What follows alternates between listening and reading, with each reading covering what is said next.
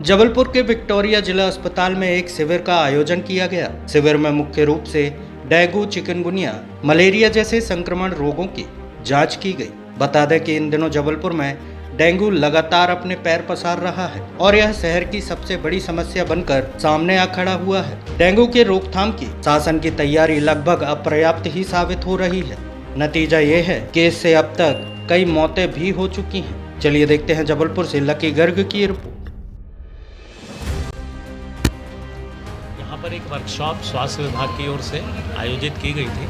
इसमें हमारे प्रतिभागी जो थे ये डॉक्टर्स थे मुख्य रूप से। इसमें रेलवे के डॉक्टर्स भी थे, स्वास्थ्य विभाग के डॉक्टर्स भी थे मुख्य रूप से, और बीएफजे से भी हमने डॉक्टर्स, फीकल फैक्ट्री से भी डॉक्टर्स आमंत्रित किए थे। मुख्य बिंदु था मलेरिया, डेंगू और चिकनगुनिया, क्योंकि ये जो वर्षा ऋतु है इसमें ये 3 बीमारियाँ प्रमुखता से होती हैं, तो इसी के बारे में उनको जानकारी भी दी गई।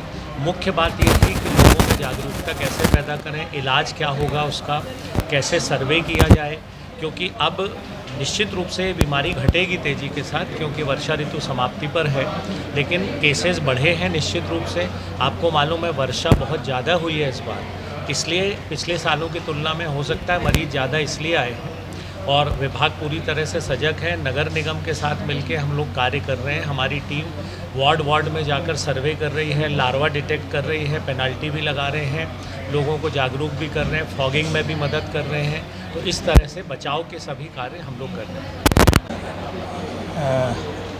डेंगू, चिकनगुनिया, मलेरिया के बारे में एक वर्कशॉप का आयोजन किया गया, जिसमें हमने अपनी सारी यूपीएससी के डॉक्टर्स, विक्टोरिया के डॉक्टर, बीएफजे के डॉक्टर्स, रेलवे के और कैंट हॉस्पिटल के डॉक्टर्स को आमंत्रित किया था, और उनसे बचाव के बारे में उनसे बात हुई, ट्रीटमेंट प्रोटोकॉल के बारे में उनको बताया गया, और उनसे पूरा सजग रहने के लिए कि वो अपने एरिया में जागरूकता करवाएं, नगर निगम से मिलके वहाँ कंट्रोल एक्टिविटी कराएं।